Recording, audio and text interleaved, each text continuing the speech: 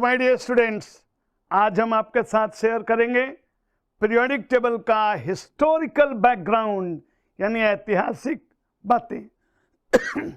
यानी हिस्ट्री में क्या हो रहा था, कैसे डिस्कवर हुआ, कैसे ये पीरियोडिक टेबल आया। आज हम ये जो पीरियोडिक टेबल पढ़ रहे हैं, इससे पहले क्या क्या चीजें हुई थी जिससे ये वाला मॉडर्न पीरियोडिक टेबल आ गया।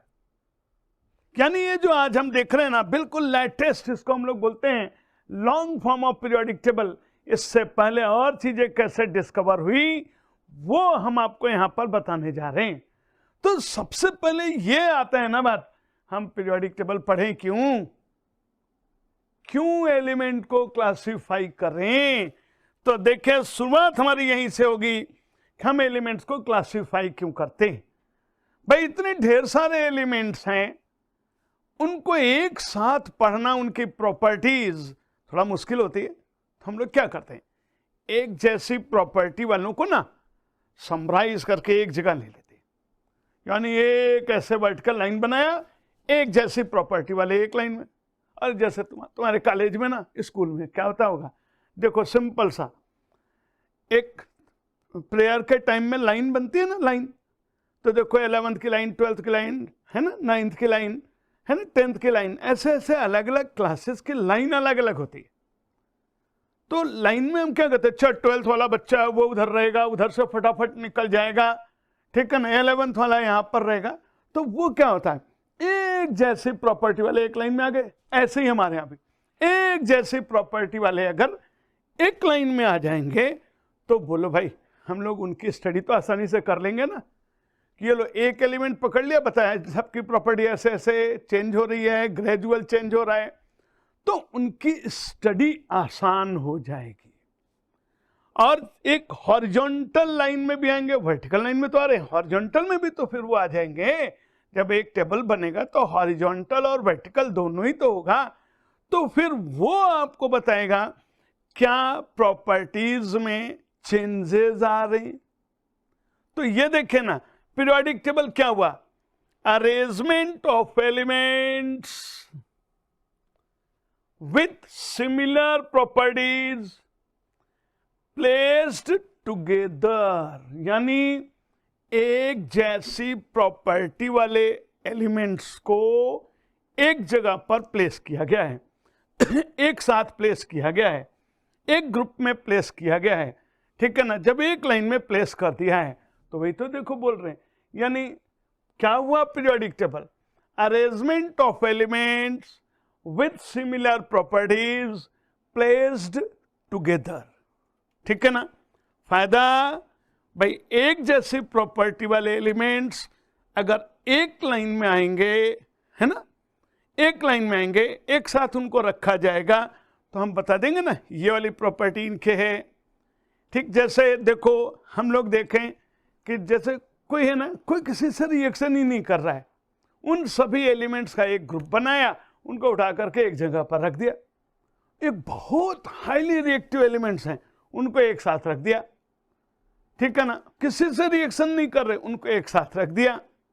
तो ऐसे ही सिमिलर प्रॉपर्टी वालों को एक साथ रखेंगे तो बोलो स्टडी आसान होगी कि नहीं होगी, होगी ना। तो वही तो है, उसी को यहां पर हम लोग पीरियोडिक टेबल बोलेंगे। पीरियोडिक, याद है ना, फिजिक्स में पीरियोडिक मोशन पढ़ते हैं तो बार बार अपने रास्ते को रिपीट करता है। ऐसे यहां पर भी होगा, एलिमेंट्स को रखते चले गए, एक रेगुलर मैनर में रखते चले गए, फिर से वही प्रॉपर्टी रिपीट हुई। लाइक पीरियोडिक, जैसे वहां पर पीरियोडिक मोशन पढ़ते हो, ऐसे यहां पर क्या हुआ, पीरियोडिसिटी, ठीक है। तो क्या हुआ periodic table, arrangement of elements with similar properties placed together. मिला बेटा। अब देखो यहां पर ये जो है ना, जो भी हमारा पीरियोडिक टेबल आया है, इसमें जो एलिमेंट्स हमने प्लेस किए हैं उसमें खास बात है कि ये एक्सपेरिमेंटल ऑब्जर्वेशन से आए हैं। एक्सपेरिमेंट किया है, प्रॉपर्टी चेक करी, एक जैसी प्रॉपर्टी वालों को एक साथ रखा, इसलिए क्या हुआ बेटा, एक्सपेरिमेंटल ऑब्जर्वेशन से आया है। तो जो सबसे पहला प्रयास किया एक्चुअली था क्या, शुरू में इतने ढेर सारे एलिमेंट थोड़े ना, देखो जैसे अभी आपने देखा था ना, यहाँ टोटल कितने एलिमेंट्स हैं, ये 118, यानी 118 तक के एलिमेंट्स यहाँ पर हैं आपके पास। क्या सारे एलिमेंट्स शुरू से भी थे? नहीं, पहले इतने एलिमेंट्स डिस्कवर नहीं थे। बिल्कुल स्टार्टिंग में जब बात हुई थी तब 31 एलिमेंट्स नोन थे, ठीक है ना, जब इन्होंने अपनी बात किया था, ठीक, डोबेरिनर ने। देन उसके बाद क्या हुआ, ठीक, 1865 के आसपास लगभग 63 एलिमेंट्स डिस्कवर हो चुके थे। आज हम लोग देख रहे हैं 118 एलिमेंट्स, तो भाई वो 31 एलिमेंट्स के अकॉर्डिंग बात होगी, फिर बाद में 63 एलिमेंट्स के अकॉर्डिंग बात होगी, फिर और जो ढेर सारे एलिमेंट्स आए उनके अकॉर्डिंग बात होगी। तो इसमें देखो बेटा, जो सबसे पहला क्लासिफिकेशन आया उसको हम लोग नाम दे रहे हैं डोबेरिनर्स लॉ ऑफ ट्रायड्स। यानी डोबेरिनर ने बोला कि अगर हम 3 एलिमेंट के सेट बनाए, ढेर सारे नहीं, उन्होंने 3 एलिमेंट के सेट लिए थे, कि अगर हम 3 एलिमेंट के सेट बनाए और उसमें जो बीच वाला एलिमेंट है, जो बीच वाला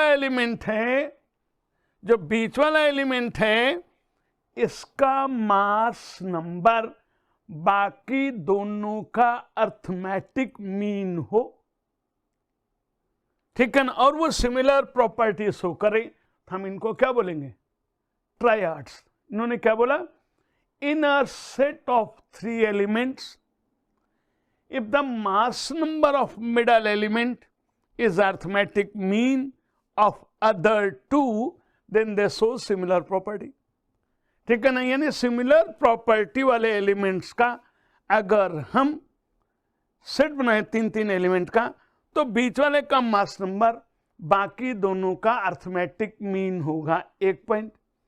या फिर ये 3 के जो हम सेट बना रहे हैं, इसमें क्या हो जाए, इसमें जो बीच वाले का मास नंबर है ना, ठीक, ये तो हमने देखा बीच वाले का मास नंबर बाकी दोनों के आसपास हो जाए, ऐसा भी हो सकता है।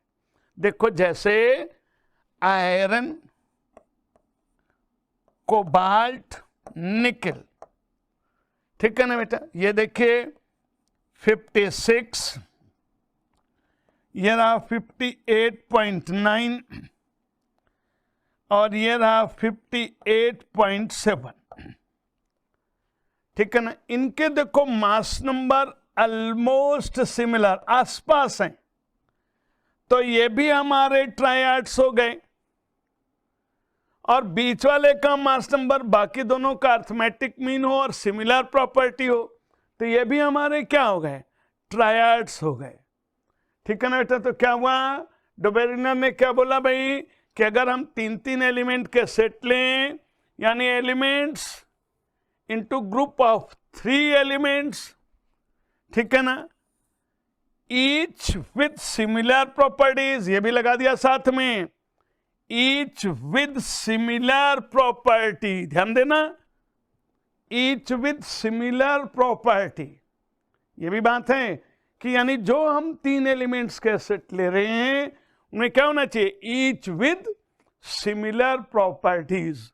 और क्या होगा, such that the atomic mass of the middle element was the arithmetic mean of other 2, ठीक है ना बेटा।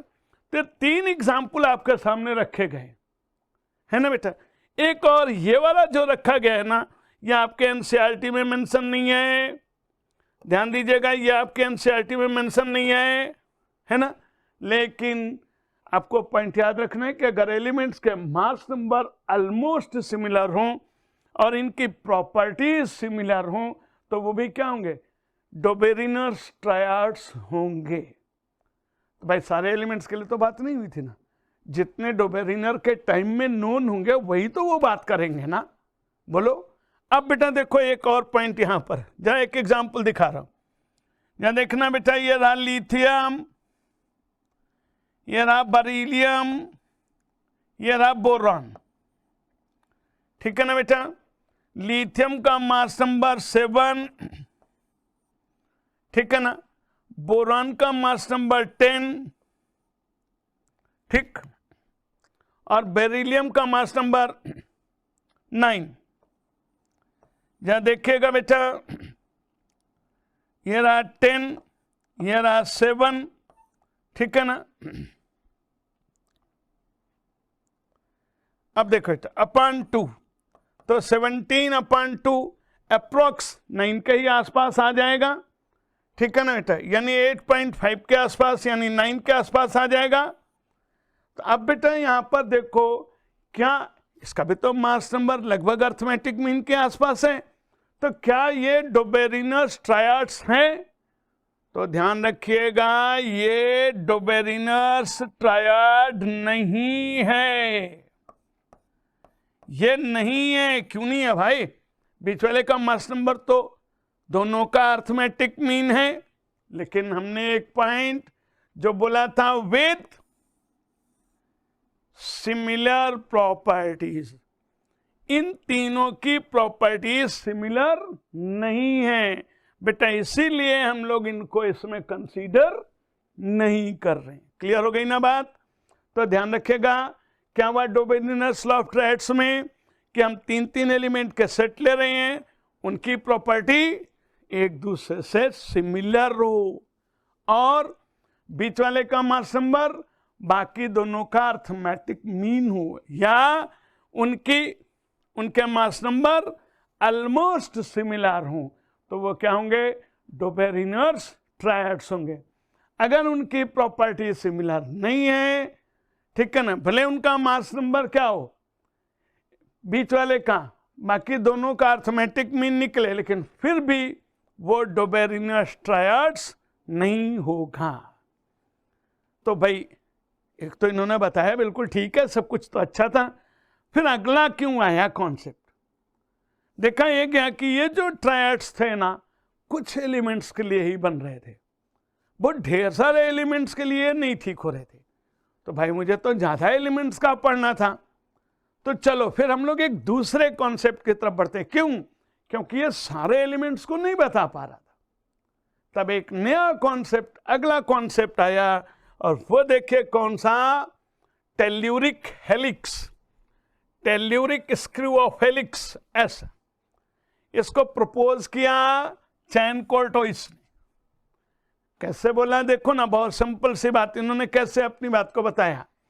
कहते हैं अगर हम एक सिलेंडर ले लें, सिलिंड्रिकल फॉर्म में इन्होंने बात किया है, ठीक है ना बेटा, तो इस पे इन्होंने क्या किया? 16 इक्वी डिस्टेंस वाली लाइनें बना दी, 16 इक्वी डिस्टेंस की लाइनें बना दी भाई।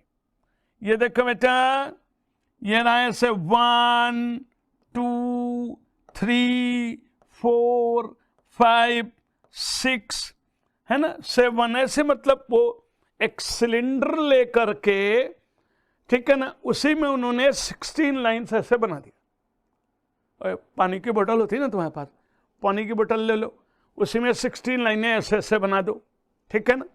अब उसके बाद 16 लाइन बनाई, क्यों? इन्होंने एक्चुअली ना ऑक्सीजन को देखा था, ऑक्सीजन का मास नंबर 16 था ना, उसी के मल्टीपल में बात किया था इन्होंने, ठीक है ना। फिर उन्होंने क्या किया, जो ये 16 इन्होंने यह वर्टिकल लाइन बना दिया। अब इसी पर 45 डिग्री पर उन्होंने एक दूसरी लाइन ड्रॉ करी, ठीक है ना बेटा, ऐसे 45 एंगल पर, 45 डिग्री पर ऐसे, है ना। फिर दूसरी साइड से ऐसे, पीछे के साइड भी हो रहा होगा भाई, ठीक है ना बेटा। अब इसमें उन्होंने क्या किया, एलिमेंट्स को उनके मास नंबर के इंक्रीजिंग ऑर्डर में अरेंज किया, यानी ऐसे अरेंज करने लगे, hydrogen, lithium, sodium, potassium, hydrogen, lithium, ठीक है ना बेटा, बेरिलियम, है ना, बोरॉन, कार्बन, नाइट्रोजन, ऑक्सीजन, ऐसे रखने लगे। तो उन्होंने देखा कि जब 16 एलिमेंट्स रख दिया, फिर से जब वापस आए तो इसी के जैसा जो दूसरा एलिमेंट था, उनकी प्रॉपर्टी सिमिलर हो गई। यानी 16 एलिमेंट्स के बाद उनकी प्रॉपर्टी में सिमिलैरिटी मिल रही थी, लेकिन कुछ ही जगह पर मिला, बाद में ना सिमिलैरिटी मिलना बंद हो गया। तो भाई हम तुम्हारी बात क्यों माने, सब में तो सिमिलैरिटी नहीं मिल रही है, कुछ एलिमेंट्स में सिमिलैरिटी मिल रही है, बाकी में नहीं मिली, तो इसलिए इनको भी बहुत ज्यादा कंसीडर नहीं किया गया, इनको भी बहुत तवज्जो नहीं दी गई। चलो भाई बढ़ो, तुमको है ना पूरी बात तो एक्सप्लेन कर नहीं रहे हो, तो हम तुमको क्यों माने भाई। बात समझ में आया बेटा। इन्होंने क्या किया, एक हेलिक्स बनाया सिलिंड्रिकल फॉर्म में, ठीक है ना, 16 इक्वी डिस्टेंस की लाइन बनाई, 45 डिग्री पर उन्होंने एक और, ठीक है ना, लाइन बनाई, उसके साथ वहां पर एलिमेंट्स को प्लेस किया। ये जो एलिमेंट्स है इनको भी मास नंबर के इंक्रीजिंग ऑर्डर में रखा, ठीक है ना बेटा, इनको भी मास नंबर के इंक्रीजिंग ऑर्डर में रखा। तो देखो जब मास नंबर के इंक्रीजिंग ऑर्डर में रख रहे थे ना, तो क्या मिल गया बेटा उनको, 16 के बाद फिर से प्रॉपर्टी में सिमिलैरिटी दिखाई दी, लेकिन बहुत से एलिमेंट्स के लिए ये बात करेक्ट नहीं थी, इसलिए इसको फिर एक्सेप्ट नहीं किया गया। क्लियर। देन फिर अगला कॉन्सेप्ट आया, via Newlands law of Octave, ठीक है ना, न्यूलैंड्स लॉ ऑफ ऑक्टेव। इन्होंने क्या बोला कि अगर हम एलिमेंट्स को उनके मास नंबर के इंक्रीजिंग ऑर्डर में अरेंज्ड करें, ठीक है ना, यानी एलिमेंट्स को मास नंबर के इंक्रीजिंग ऑर्डर में अरेंज करें, तो जानते हो क्या होगा। उन्होंने बोला कि अगर हम ऐसे अरेंज करेंगे तो जो एर्थ एलिमेंट होगा ना, एर्थ एलिमेंट फिर से वो पहले की तरह अपनी प्रॉपर्टी शो करेगा।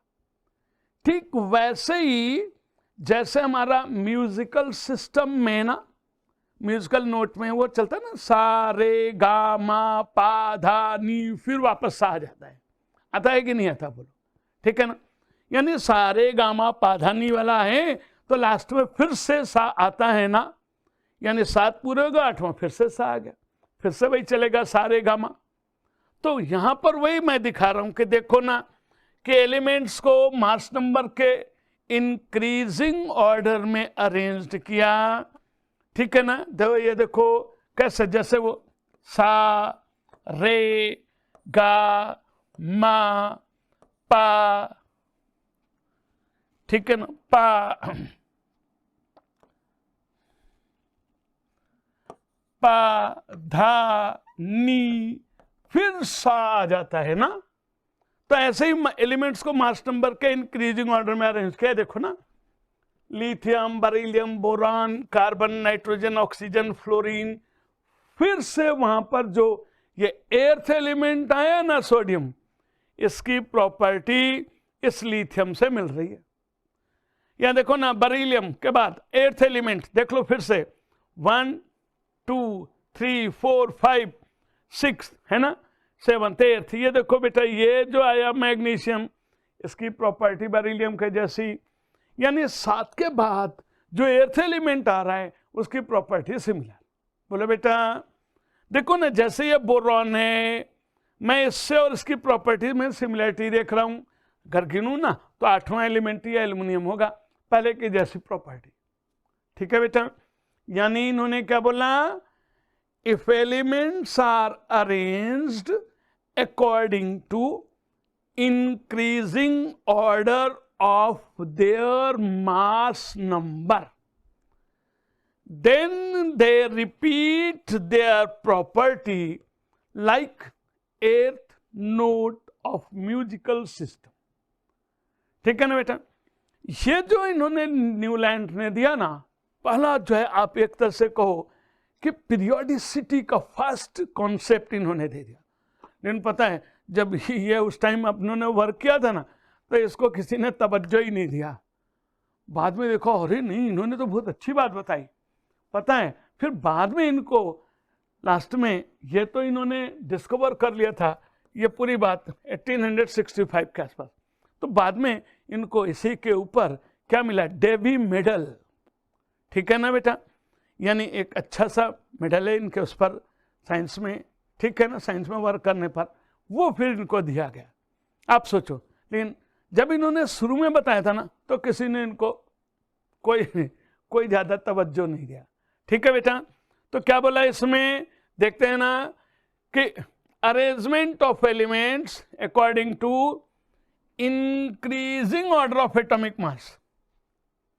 It is observed that every eighth element have properties similar to those of the first.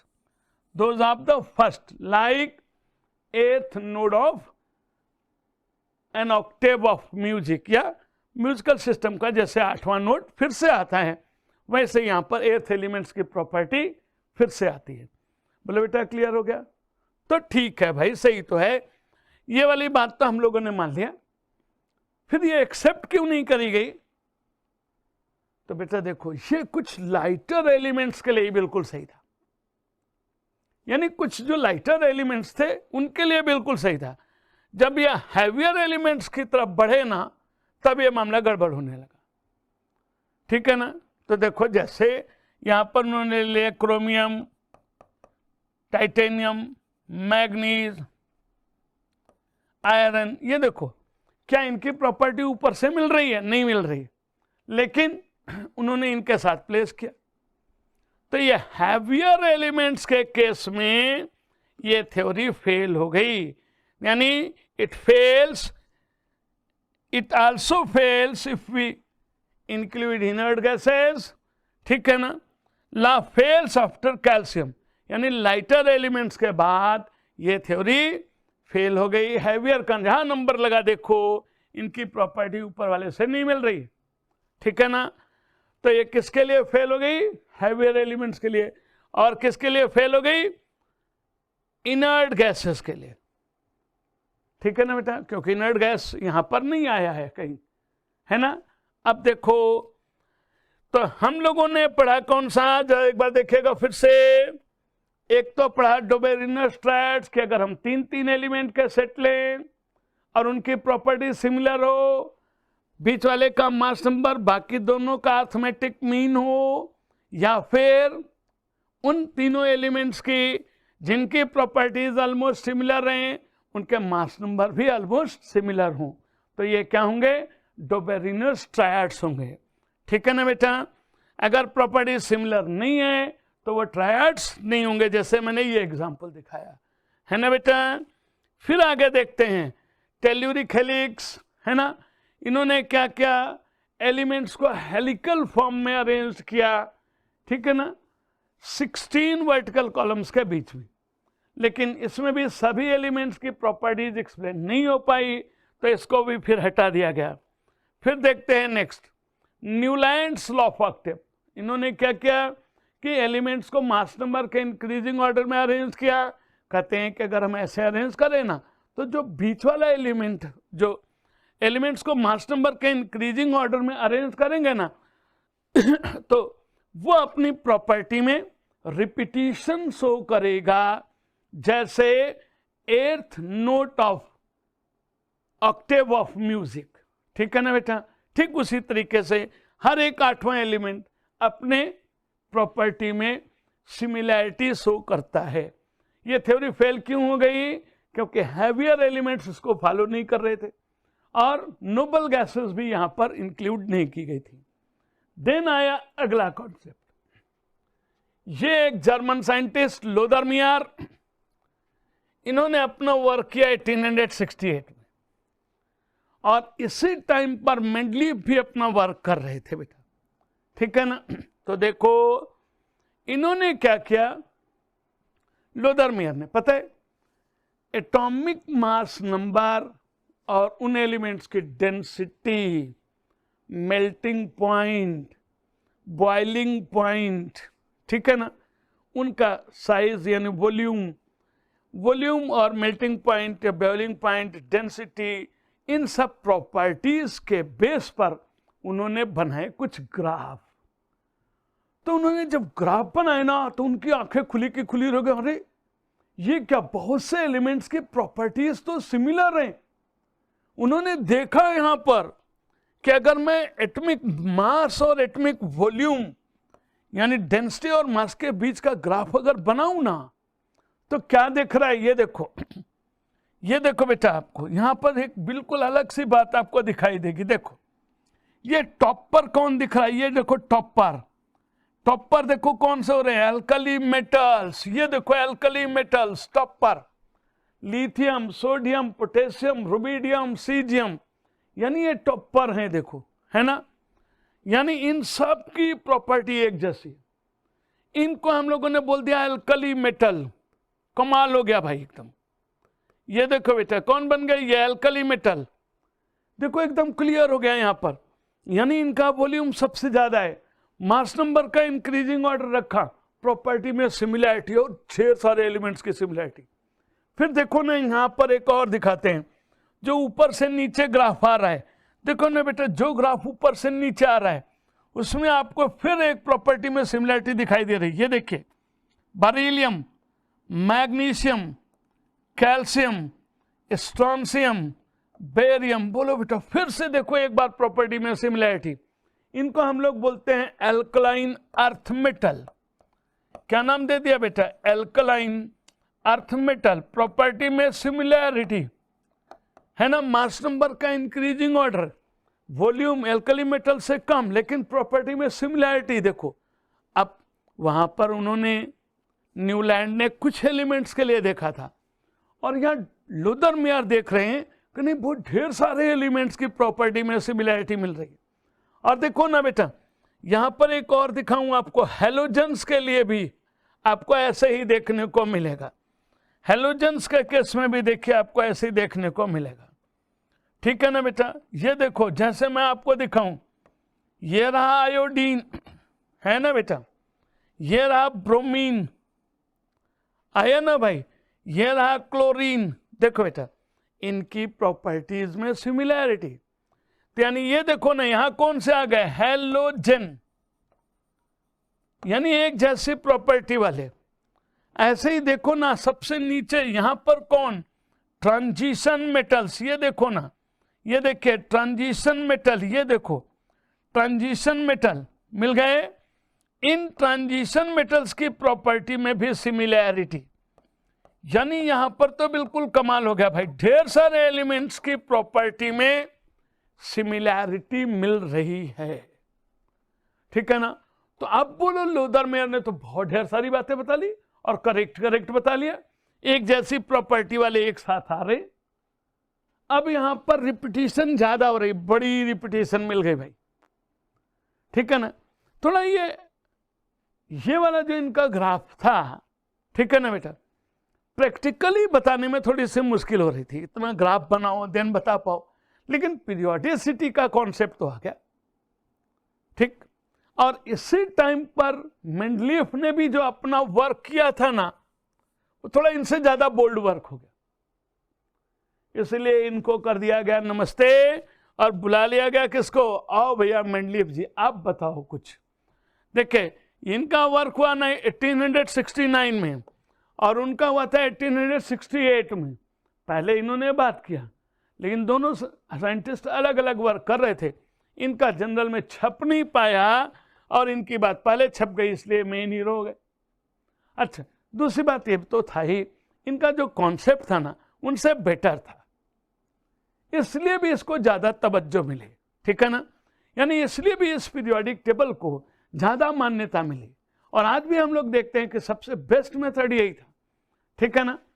क्योंकि इन्होंने एक जो सबसे बड़ी बात करी थी ना, एलिमेंट्स को अरेंज तो किया था according to increasing order of mass number. कौन है, मेंडलीफ जी हैं भाई, ठीक है ना बेटा। कौन है, मेंडलीफ। तो मेंडलीफ ने यहां पर एक अपना नया पीरियोडिक टेबल दिया, ठीक है ना। उसमें उन्होंने हॉरिजॉन्टल और वर्टिकल कॉलम्स में एलिमेंट्स को बांट करके रखा, ठीक है ना बेटा। तो जो मैं बताऊं, इन्होंने एक लॉ यहां पर दिया पीरियोडिसिटी का, ठीक है। क्या बोला, आपको भी पढ़ा होगा, आपने याद होगा आपको, है ना। Physical and chemical properties of elements are periodic function of their mass number. यानी अगर हम एलिमेंट्स को उनके मास नंबर के इंक्रीजिंग ऑर्डर में अरेंज्ड करें तो उनकी प्रॉपर्टीज में पीरियोडिसिटी देखने को मिलती है, एक रेगुलर मैनर से चेंज मिलता है। ठीक है ना बेटा, एक रेगुलर मैनर से चेंज मिलता है, वही इन्होंने यहां पर बताया था। क्या बोला? Physical and chemical properties of elements are periodic function of their atomic mass. यानी अगर हम एटॉमिक मास के बढ़ते हुए ऑर्डर में एलिमेंट्स को रखें तो उनकी प्रॉपर्टीज में पीरियोडिसिटी मिलती है, मींस रेगुलर ग्रेडेशन मिलता है, रेगुलर चेंज मिलता है प्रॉपर्टीज में। ठीक है बेटा, ठीक। तो इन्होंने क्या किया था, एलिमेंट्स को वर्टिकल और हॉरिजॉन्टल कॉलम्स में रखा था। तो जो इन्होंने अपना सबसे पहला बनाया था ना, उसको हम लोग बोलते हैं मेंडलीव्स ओरिजिनल पीरियोडिक टेबल। तो उस ओरिजिनल पीरियोडिक टेबल में इन्होंने 8 वर्टिकल कॉलम बनाए थे। ठीक है ना बेटा, कितने बनाए थे भैया? 8 वर्टिकल कॉलम बनाए थे। ऐसे ऐसे उन्होंने 8 वर्टिकल कॉलम बनाए थे, ऐसे ऐसे 8 बनाए थे। 1 2 3 4 5 6 7 एंड 8, ऐसे उन्होंने 8 बनाए थे। और ऐसे जो हॉरिजॉन्टल कॉलम बनाए थे वो बनाए थे 6। वर्टिकल कॉलम को इन्होंने बोला था ग्रुप और हॉरिजॉन्टल कॉलम को बोला था पीरियड। ठीक है ना बेटा। और उसी पीरियड में उन्होंने एलिमेंट्स को कई कई लाइनों में रखा था। एक लाइन में जो एलिमेंट्स को रखेंगे उसको बोलेंगे सीरीज।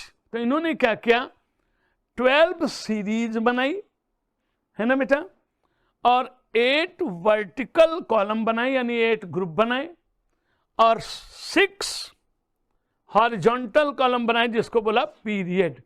यानी 12 सीरीज, 6 पीरियड एंड 8 ग्रुप। ये ओरिजिनल में था, मैं बोल रहा हूं ओरिजिनल में। बाद में नोबल गैसेस यानी इनर्ट गैसेस भी जब डिस्कवर हो गई तब देखा गया भाई ये 8 में कैसे रखोगे आप, हमको तो फिर बढ़ाना पड़ेगा। ठीक है ना बेटा। तब उन्होंने बढ़ा के बनाया। ये देखिए, मैं इसको अगली लाइन में आपको दिखा रहा हूं, बढ़ा के जो बनाया। ये वाला जो पीरियोडिक टेबल है ये मॉडिफाइड पीरियोडिक टेबल है। मॉडिफाइड देखिए, बाद में उन्होंने ही मॉडिफाई किया था। ठीक है ना बेटा। तो चूंकि वो जो उनका ओरिजिनल था उसमें चेंज कर दिया, तो हमारे यहां ओरिजिनल पर सवाल नहीं आ रहे। ठीक है ना। मेन पॉइंट आपको इस पर ध्यान रखना। हाँ, एक क्वेश्चन ओरिजिनल पर बन सकता है कि मेंडलीव की जो ओरिजिनल पीरियोडिक टेबल थी उसमें कितने ग्रुप हैं और कितने पीरियड है। फिर जो मॉडिफाइड पीरियोडिक टेबल है उसमें कितने ग्रुप है और कितने पीरियड है। तो देखो बेटा, मॉडिफाइड में ये 1 से लेकर के 8 तक तो दिखाई दे रहा है आपको भाई। एक ये भी तो है 0 वाला। तो अब बोलो ना, मॉडिफाइड पीरियोडिक टेबल में कितने ग्रुप हो गए? बोलो बेटा, 0 से लेकर 8 तक मीन्स 9 हो गए ना, 9 ग्रुप हो गए 9। अब पीरियड देखें, ये देखो ना 1, ये देखो ये वाली लाइन, ये 1, ये 2, ये 3, ये 4, ये 5, ये 6, ये 7। ठीक। लेकिन बेटा 7 में कोई एलिमेंट तो रखा नहीं, बात समझे ना। 7 में कोई वो रखा नहीं, तो मेन हमारे पास कितने आ गए? 9 ग्रुप एंड 6 पीरियड। ठीक है ना बेटा, ध्यान दीजिएगा। और सीरीज कितनी आ गई? 12। ये देखिए 12 तक सीरीज आ गई, 1 से लेकर के 12 तक, यानी 12 सीरीज।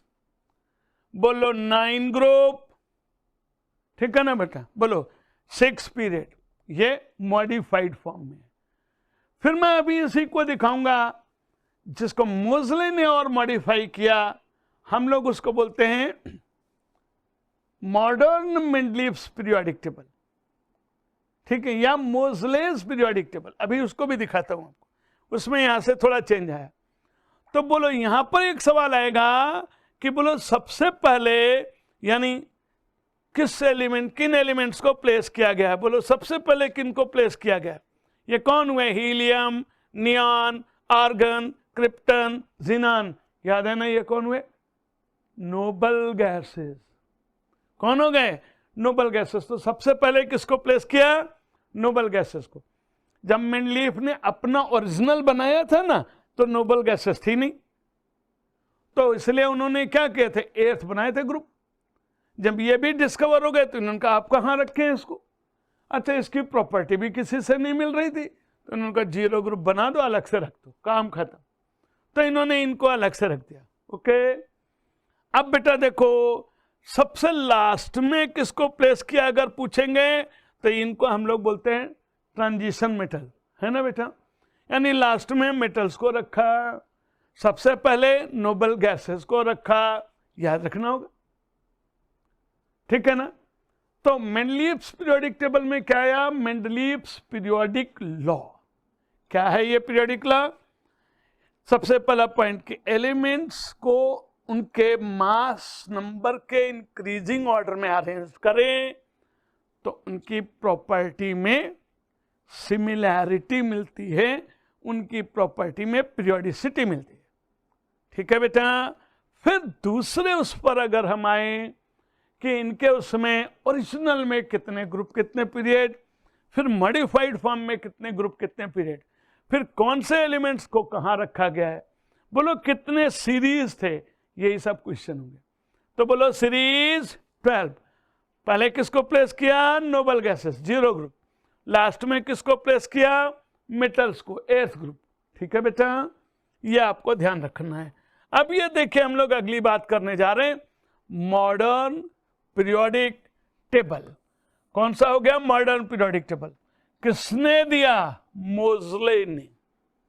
आए मोजले, इन्होंने बोला भैया मेंडलीव साहब क्या सब गलत सलत बता रहे हो, mass number main fundamental property नहीं है। एक्चुअली ये सब जितने भी लोग थे ना, सब लोगों ने, वो डाल्टन ने अपनी थ्योरी में एक मेन पॉइंट बता दिया था कि एलिमेंट्स को अगर डिस्टिंग्विश करना है तो उनके मास नंबर के बेस पर डिस्टिंग्विश करो। बस इन सब लोगों ने वो डाल्टन वाली बात मान ली कि मास नंबर मेन, ठीक, मास नंबर को मेन मान लिया।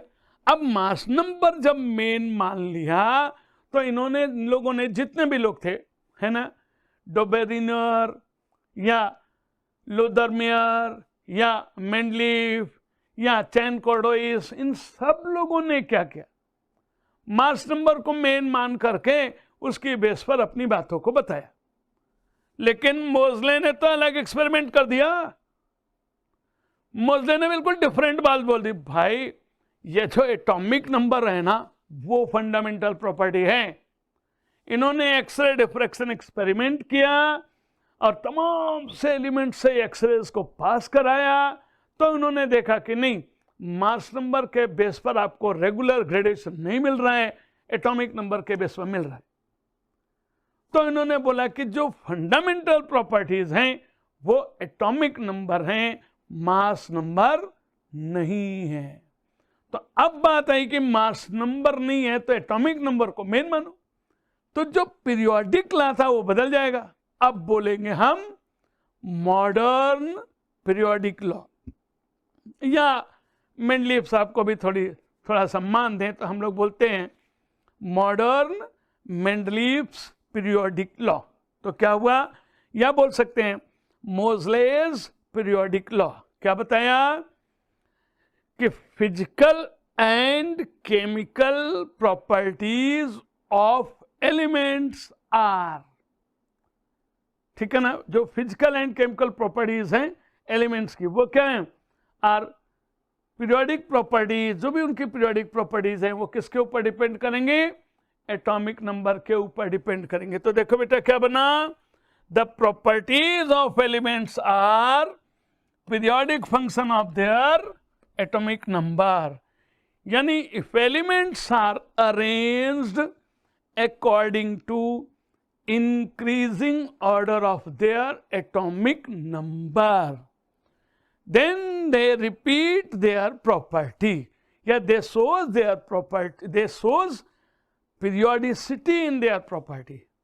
अगर हम उनको इनके एटॉमिक नंबर के बेस पर रख करके देखें तब, ठीक है बेटा, तब उसी को यहां पर पीरियोडिक लॉ बोला, जिसको नाम दिया हम लोगों ने मॉडर्न पीरियोडिक लॉ. क्या नाम दिया? Modern periodic law. क्या हुआ ये? The properties of elements are periodic function of their atomic number. ठीक है ना बेटा. अब इसी पर इनका आ गया modified periodic law, modified periodic table. यानी मॉडिफाइड पीरियोडिक लॉ के बेस पर, यानी मॉडर्न मेंडलीव्स पीरियोडिक लॉ के बेस पर, यानी मोजलेस पीरियोडिक लॉ के बेस पर ये आया मॉडर्न पीरियोडिक टेबल. देखो बेटा, यहां पर मैंने ये जो पीरियोडिक टेबल आपके सामने रखा है, इसमें जो हमारे क्वेश्चन बनते हैं ना, मैंने उसी के बेस पर इसको रख लिया. ठीक है ना बेटा. तो आप जरा देख के बताओ, आप इसमें खुद देखो, आपको दिखाई देगा कि कितने ग्रुप्स हैं. तो ये देखो ना, ये एक ग्रुप फर्स्ट, ये देखो ये सेकंड ग्रुप है ना, ये देखो ये थर्ड ग्रुप है ना, ये देखो ये फोर्थ ग्रुप दिख रहा है ना, ये देखो ये फिफ्थ ग्रुप दिख रहा है, ये देखो ये सिक्स्थ ग्रुप, ये सेवंथ, ये एट्थ और ये नाइन्थ. यानी 9 ग्रुप दिख रहे हैं, 1 to 8 एंड 0. इसमें 0 ग्रुप को सबसे लास्ट में प्लेस किया है, जबकि मॉडिफाइड मेंडलीव्स पीरियोडिक टेबल में 0 ग्रुप को सबसे पहले रखा गया है. ओरिजिनल पीरियोडिक टेबल में 0 ग्रुप था ही नहीं. ठीक है ना बेटा. इसमें 0 ग्रुप को कहाँ रखा गया है? सबसे लास्ट में. ठीक है ना. सबसे पहले किसको रखा गया है? एल्कली मेटल को. ये देखो एल्कली मेटल, ये देखो ना, lithium, sodium, potassium, rubidium, caesium, है ना. कौन हो गई ये? Alkali metal. ठीक है बेटा. अब इसके बाद किसको रखा गया है? सेकेंड ए में देखो, फर्स्ट ए में तो कौन हो गया? Alkali metal. सेकेंड ए में देखिए बरीलियम, मैग्नीशियम, कैल्शियम, स्ट्रॉन्शियम, बेरियम, ये कौन से हो गए बेटा? Alkaline earth metal. कौन से हो गए? Alkaline earth metal. ऐसे ही देखो थर्ड ए में बोरॉन फैमिली, फोर्थ ए में कार्बन फैमिली, फिफ्थ में जो रखे गए हैं इनको हम लोग बोलते हैं पिनिकोजेंस. यानी ये जो फिफ्थ ग्रुप में रखे हैं, nitrogen, phosphorus, arsenic, antimony, bismuth, क्या नाम देते हैं बेटा? पिनिकोजेंस. ठीक है ना. यानी जिनसे पॉइजनस गैसेस बन रही होती हैं उनको एक साथ रखा. अब देखो बेटा सिक्स्थ वाले, इनको हम लोग बोलते हैं कैल्कोजेंस. यानी oxygen, sulphur, selenium, tellurium, polonium को कंबाइन करके हम लोग क्या नाम देते हैं? कैल्कोजेंस. ऐसे ही ये जो सेवंथ ग्रुप वाले एलिमेंट हैं, ए में जो रखे हैं फ्लोरीन, क्लोरीन, ब्रोमीन, आयोडीन, एस्टेटीन, ये कौन से हो गए बेटा? ये हमारे हो गए कौन से? हैलोजन. और इनको ये जो 3 एलिमेंट का सेट रखे हैं, इनको क्या नाम दे दिया? Transition metal. और सबसे लास्ट में कौन? नोबल गैसेस या इनर्ट गैसेस. अब इस पर एक सवाल बन चुका है. वो प्रॉब्लम ये आया कि आप इनको नोबल गैस बोलोगे कि या इनर्ट गैस बोलोगे, कौन सा ज़्यादा ठीक है? देखो शुरू में तो इनको इनर्ट गैस बोला गया, लेकिन आजकल इनको इनर्ट गैस नहीं बोला जाता. आजकल इनको हम लोग नोबल गैसेस बोलते हैं. क्यों? अरे भाई इनर्ट गैस माने किसी से रिएक्शन ना करें, लेकिन आज हम जानते हैं कि इसमें बहुत से एलिमेंट हैं जो दूसरों से रिएक्शन करते हैं. तो भाई जब दूसरों से रिएक्शन करते हैं तो आप उनको अलग कैसे कर सकते हो? ठीक है ना. वो तो दूसरे से रिएक्शन कर रहे हैं ना, तो आप उनको अलग से नाम इनर्ट कैसे बोल सकते हो? यानी अब आपको बोलना होगा. इसीलिए नोबल गैसेस माने वो बिल्कुल स्पेसिफिक प्रॉपर्टीज को करते हैं, कुछ ही से रिएक्शन करते हैं, सबसे नहीं, इसलिए नोबल हो गए. आप बोले बेटा अब यहां पर कुछ और क्वेश्चन है आपके सामने, देखो साफ साफ दिख रहा है. बोलो कितनी सीरीज? देखो सीरीज कितनी दिख रही बेटा? 1 to 10 सीरीज हो गई 10. बोलो पीरियड कितने हो गए? 1 2 3 4 5 6 7। बोलो पीरियड कितने? 7। बोलो number of elements in different periods. तो देखो पहले वाले में 2 एलिमेंट, कौन? हाइड्रोजन और हीलियम। देखो है ना 2, कितना आसानी से याद भी हो जाएगा। देखो ना 2 8 8 18 18 32, और उस समय उनके टाइम में इसमें 23 एलिमेंट्स थे। आज हम लोग जानते हैं बहुत ज्यादा है, कंप्लीट है पूरा 32 इसमें, लेकिन उस समय उनके टाइम में नहीं नोन थे, है ना बेटा। तो चलो मिलाओ। तो यहां पर ये सब क्वेश्चन बनेंगे, अभी दिखाता हूं फिर से।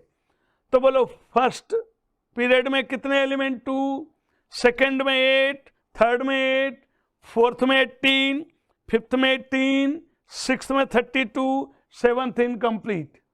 क्लियर? अब ये सवाल आपसे पूछा जा चुका है, बोलो how many elements are there in fifth period?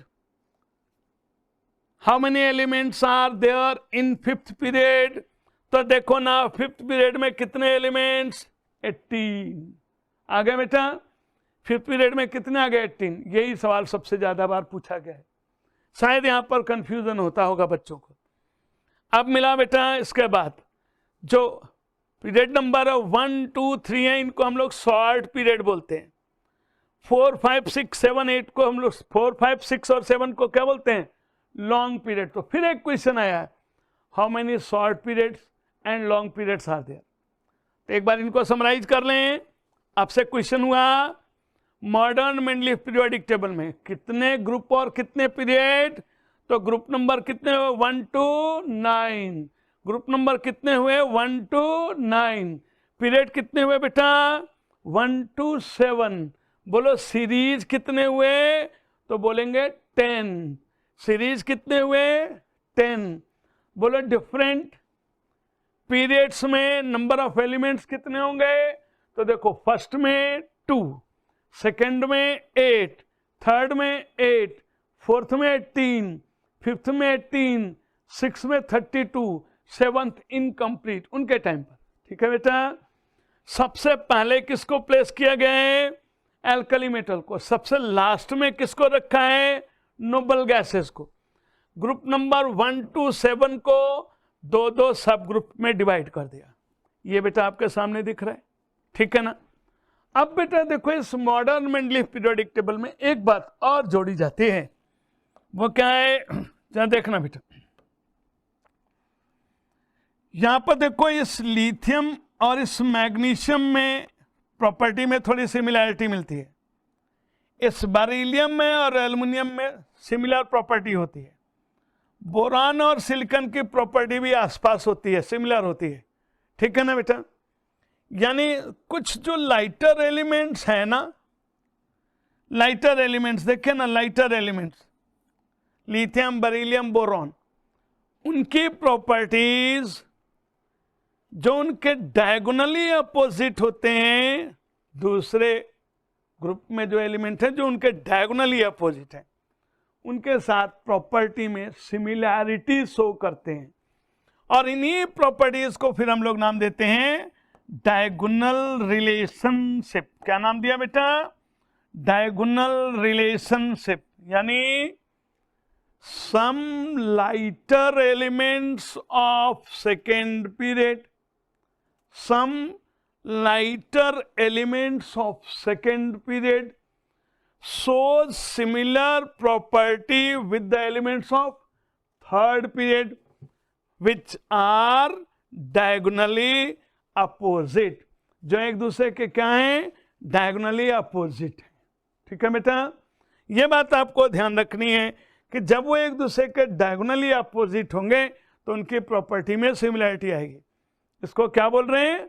Diagonal relationship. सब नहीं दे रहे हैं, सम लाइटर एलिमेंट्स। देखो lithium shows diagonal relationship with magnesium, beryllium shows diagonal relationship with aluminium, boron shows diagonal relationship with silicon। हाँ याद रखना, ये जो थर्ड वाला है ना वो उसके साथ डायगोनल रिलेशनशिप नहीं शो करता।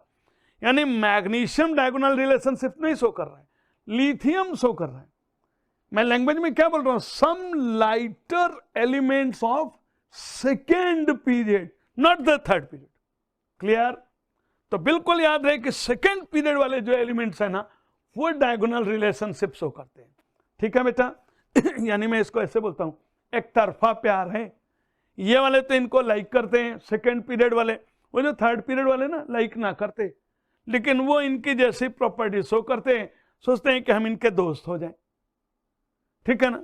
ये बात आपको ध्यान रखनी। अब बेटा एक पॉइंट यहां पर और चलता है, उसको हम लोग बोलते हैं डायगोनल रिलेशनशिप। क्या बोला बेटा? Diagonal relationship. यहां पर देखो मैं आपको दिखाता हूं डायगोनल रिलेशनशिप के साथ। डायगोनल रिलेशनशिप क्लियर हुआ ना बेटा? अब यहां पर मैं आपको दिखा रहा हूं एक ब्रिज एलिमेंट की बात। ठीक है ना? कौन सा ले रहा हूं बेटा? ब्रिज एलिमेंट ले रहा हूं। जरा देखिएगा, ब्रिज एलिमेंट चेक करिए। ये जो मैग्नीशियम है ना, मैग्नीशियम, ठीक, इसकी जो प्रॉपर्टी है, इधर से देखो ये सोडियम, इसकी जो प्रॉपर्टी है, यहां देखो जैसे ये एल्युमिनियम। ठीक है ना बेटा? क्या होते हैं इनकी जो प्रॉपर्टी है वो इस पोटेशियम के साथ भी मिलती है और इस कॉपर के साथ भी मिलती है। या जैसे मैग्नीशियम की प्रॉपर्टी इस कैल्शियम वाले के साथ भी मिलती है और जिंक कैडमियम के साथ भी मिलती है। दोनों सब ग्रुप के बीच में है, उन दोनों को जोड़ने का काम कर रहा है ये, इसलिए हम लोगों ने इनको क्या बोल दिया? Bridge element. ये देखो बेटा एक बार फिर से मैं आपको दिखाता हूं कि ये जो सोडियम है ना, इधर से जो मैग्नीशियम है ना, इस सोडियम की प्रॉपर्टी दोनों से मिल रही है ना बेटा? ये देखो पोटेशियम वाले से भी, इस कॉपर वाले से भी, मैग्नीशियम की इधर से भी और इधर से भी। ठीक है ना? दोनों सब ग्रुप को जोड़ने का काम करता है, इसलिए इसको हम लोग बोलते हैं ब्रिज एलिमेंट। ब्रिज होता है ना, नदिया के दो किनारे जोड़ देता है, तो ऐसे यहां पर भी हो गया ब्रिज। कोई अनोखा नहीं चला आ रहा है टर्म का, अरे ब्रिज कुछ अलग हो गया। अरे नहीं भाई, दो किनारे जोड़ दें, यहां दो सब ग्रुप जोड़ने, ए और बी को जोड़ने का काम कौन कर रहा है? सोडियम। ए और बी को जोड़ने का काम कौन कर रहा है? मैग्नीशियम। ए और बी को जोड़ने का काम कौन कर रहा है? एल्यूमिनियम। हो गया ब्रिज एलिमेंट। अब आपसे सवाल, बोलो भाई इसमें से कौन ब्रिज एलिमेंट? आपसे सवाल, बोलो इसमें से कौन डायगोनल रिलेशनशिप शो करेगा? ये सब सवाल हो गए, सब छुपा हुआ है। देखो इसी में सब कुछ छुपा हुआ है, आपको इसी से ढूंढ ढूंढ के निकालना है। अब देखो बेटा यहां पर मेंडलीफ के पीरियोडिक टेबल का कुछ ड्रॉबैक आया। क्या ड्रॉबैक? भाई ये जो हाइड्रोजन है ना, जिसको आप यहां पर पढ़ रहे हो, इस हाइड्रोजन को हम लोग यहां पर भी रखते हैं, हैलोजन के साथ भी रखते हैं। क्यों रखते हो भाई? क्योंकि दोनों में प्रॉपर्टी में सिमिलैरिटी मिलती है, यानी यहां पर भी हाइड्रोजन और यहां पर भी हाइड्रोजन। क्यों? क्योंकि प्रॉपर्टी में सिमिलैरिटी है। तो भाई दोनों जगह क्यों रख रहे हो? एक जगह रखो ना। तो ये तो नहीं क्लियर हुआ भाई, क्यों एक जगह नहीं रख रहे हो? दूसरा देखो, हर एक में आप चलो दो दो एलिमेंट का सेट लाए, यहां पर तीन तीन एलिमेंट का सेट क्यों रख रहे हो भाई? हर एक में दो दो रख रहे हो, वहां तीन तीन क्यों रख रहे हो? और यहां पर भी दो दो जो रख रहे हो उसमें भी देखो, ये देखो सिर्फ इनकी वैलेंसी सिमिलर है, बाकी ये देखो ये जो पोटेशियम, रुबिडियम और सीजियम है ना, ये लिथियम सोडियम पोटेशियम, ये बहुत हाईली रिएक्टिव है। और ये जो कॉपर सिल्वर गोल्ड है ना, कॉपर सिल्वर गोल्ड, ये बेचारे बहुत कम रिएक्टिव है, लीस्ट रिएक्टिव है। तो भाई हाईली रिएक्टिव के साथ लीस्ट रिएक्टिव, बहुत ना इंसाफी है भैया, ऐसे थोड़ा ही नहीं चलेगा। हाईली रिएक्टिव के साथ लीस्ट रिएक्टिव, क्यों भाई? क्यों? गड़बड़ है, नहीं बता पाए ये मॉडर्न मेंडलीफ पीरियोडिक टेबल में, ये बात क्लियर नहीं हुई। अच्छा दूसरा एक और, तो मेंडलीफ के पीरियोडिक टेबल में भी ना एक चीज बड़ी खास थी, पता है क्या? देखो जरा दिखाता हूं आपको मेंडलीफ के पीरियोडिक टेबल को, वो ड्रॉबैक दिखाता हूं। ये देखो ये है आयोडीन, उसमें आयोडीन का मास है 126.9, ये बेटा है 126.9। और यहां देखो टेल्यूरियम, इसका दिया है 127.6। मेंडलीफ ने तो मास नंबर के इंक्रीजिंग ऑर्डर में रखा है ना, अब बोलो इंक्रीजिंग टेल्यूरियम का ज्यादा है या आयोडीन का ज्यादा है? भाई तो साफ दिख रहा है टेल्यूरियम का ज्यादा है। तो जब टेल्यूरियम का ज्यादा है तो आपने टेल्यूरियम को पहले क्यों रखा भाई मेंडलीव बताइए? इसको आगे रखो ना, आयोडीन को पीछे रखो। लेकिन मेंडलीव स्ट्रिक्टली मास नंबर के इंक्रीजिंग ऑर्डर को फॉलो नहीं कर पाए। ऐसे ही देखो ना यहाँ कोबाल्ट, वैसे एनसीईआरटी ने कोबाल्ट और निकल का सेम दिया हुआ है, लेकिन मैंने अभी आपको थोड़ी देर पहले बताया था जो कोबाल्ट है ना इसका जो है 58.9 होता है और निकल वाले का 58.7। ठीक है ना बेटा? तो इसका मतलब कोबाल्ट का थोड़ा ज्यादा है निकल से। तो भाई कोबाल्ट का ज्यादा है तो आगे रखो ना, क्यों पहले रख रहे हो? तो इन्होंने इसको प्रॉपर्टीज को भी ध्यान में रखा, खाली मास नंबर को नहीं। मास नंबर पर ना ये स्टैग्नेंट नहीं रहे, नहीं भाई मैं खाली मास नंबर देखूंगा ना, ये तो प्रॉपर्टीज को देख रहे हैं स्पेशली।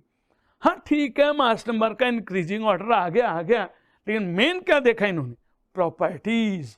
फिर जब लोगों ने बोला भाई ऐसा क्यों, तो उन्होंने कहा तुम्हारा मास नंबर गलत है। इतने बोल्डली ये बोलते थे ना, इनका कॉन्फिडेंस बहुत ज्यादा था, अपनी वाली बात को सही मानते थे। ठीक है ना? तो ये हुआ इनका मेन ड्रॉबैक किसका? रदरफोर्ड्स, ठीक है ना, वो मेंडलीव्स के पीरियोडिक लॉ का। मेंडलीव के पीरियोडिक टेबल का कौन कौन सा ड्रॉबैक? कि भाई एस ग्रुप में 3-3 एलिमेंट को सेट में क्यों रखा? ठीक है ना? 2-2 एलिमेंट्स को सब ग्रुप में क्यों रखा? फिर यहां पर हाईली रिएक्टिव के साथ लीस्ट रिएक्टिव को क्यों प्लेस किया? एलिमेंट्स डायगोनल रिलेशनशिप क्यों शो कर रहे हैं? ठीक है ना? बात समझ आई ना बेटा? हाइड्रोजन की पोजीशन फिक्स नहीं है, मास नंबर के इंक्रीजिंग ऑर्डर को स्ट्रिक्टली फॉलो नहीं किया गया है।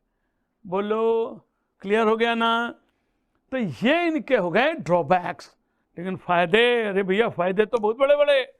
एक जैसी प्रॉपर्टी एक जगह पर, एक जैसी प्रॉपर्टी एक जगह पर, ये देखो ना एक जैसी प्रॉपर्टी एक जगह पर। ठीक है, आए ना फायदा? बोलो एक जैसी प्रॉपर्टी एक जगह पर है, ये तो फायदा है भाई, पढ़ना आसान हो गया। अच्छा और जानते हो सबसे बड़ा बात, इन्होंने क्या किया था, बहुत से एलिमेंट्स के लिए ना गैप छोड़ दिए थे। उनके टाइम में नोन नहीं थे, तो उन्होंने क्या किया, उन एलिमेंट्स के लिए गैप छोड़ दिया।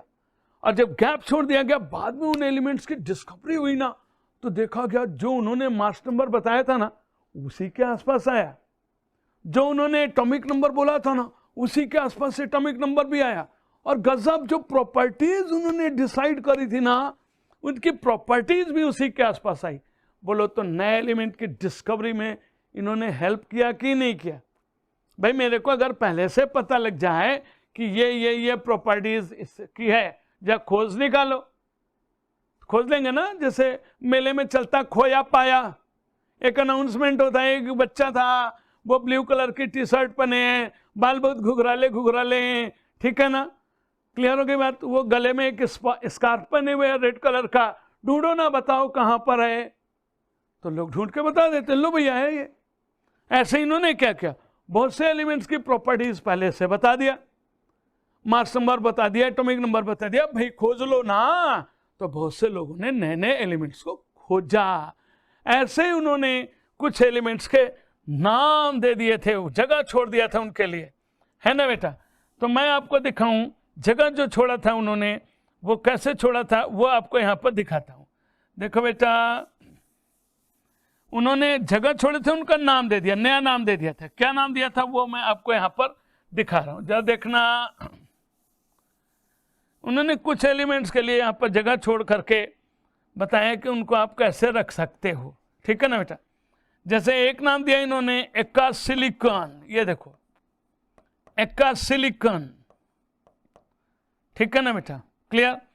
तो एक्का सिलिकॉन यानी सिलिकॉन के नीचे वाला, तो सिलिकॉन के नीचे वाला, बाद में उसको डिस्कवर किया गया, नाम दिया गया जर्मेनियम, ठीक है ना। देखो खोज लिया, कहां लगे, उन्होंने नाम दिया था एक्का सिलिकॉन, जगह छोड़ दिया था, सिलिकॉन के नीचे उन्होंने जगह छोड़ दिया था। ऐसे ही देखो ना, जैसे बेटा एक्का एल्युमिनियम, एल्युमिनियम के नीचे उन्होंने जगह छोड़ दिया था, उनकी पूरी प्रॉपर्टीज बताई थी। बाद में वो डिस्कवर हुआ, गैलियम का नाम दिया गया, ठीक है ना। इनके मास नंबर प्रॉपर्टीज जो उन्होंने पहले से प्रिडिक्ट कर रखी थी वही निकली, ठीक है ना बेटा, क्लियर। फिर यहां पर देखिए सारे पॉइंट इसी से आ गए। एक और पॉइंट यहां पर इन्होंने स्पेशली बताया, ठीक है ना, एडवांटेज में, फायदे में, क्या तमाम से एलिमेंट का जो डाउटफुल एटॉमिक मास था उसको इन्होंने करेक्ट भी किया, डाउटफुल एटॉमिक मासेस का इन्होंने करेक्शन भी किया, ठीक है ना। तो देखो ये इनके पीरियोडिक टेबल का फायदा हुआ कि एक जैसे एलिमेंट की प्रॉपर्टी एक जगह पर, तो स्टडी आसान हो गई, ठीक है ना, स्टडी आसान हो गई, डाउटफुल वालों का मास करेक्ट कर दिया गया, ठीक है ना। लेकिन ड्रॉबैक्स भी कुछ थे, उनको हमने पहले डिस्कस कर दिया। बोले बेटा क्लियर हुआ। ये था हम लोगों का मॉडर्न मेंडलीव्स पीरियोडिक लॉ के डिफेक्ट्स और फायदे, ठीक। अब इसके बाद जो हमारा होगा अगला वीडियो, उसमें हम आपको कुछ नए टॉपिक पर बात करेंगे, वो होगा मॉडर्न मेंडलीव्स पीरियोडिक टेबल, ठीक है ना, जिसको हम लोग long form of periodic table बोलेंगे और उसी के बारे में आगे बात होगी। Okay, thank you.